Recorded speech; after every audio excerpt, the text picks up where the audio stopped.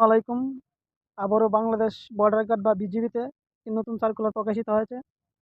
সেখানে আপনারা বাংলাদেশের প্রত্যেকটি জেলা থেকে নারী পুরুষ উভয় প্রার্থীরা আবেদনটি করতে পারবেন।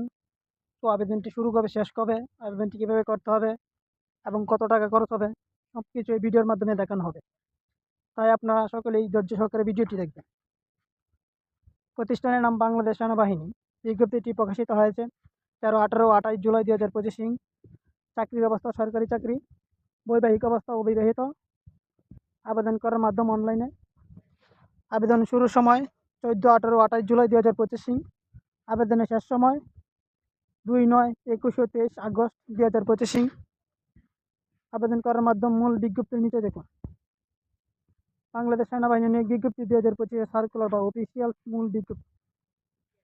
যোগ্যতা, বয়স 1 জানুয়ারি 2024 তারিখে অনূর্ধ্ব 28 বছর। শারীরিক মান ন্যূনতম।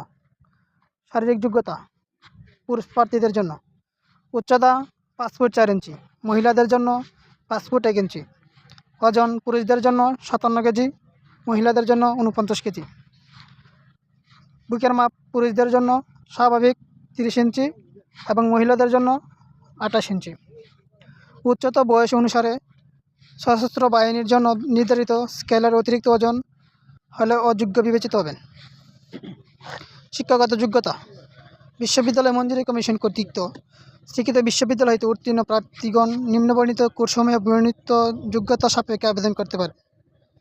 সিগন্যালস কোর পুরুষ, মাধ্যমিক ও উচ্চ মাধ্যমিক।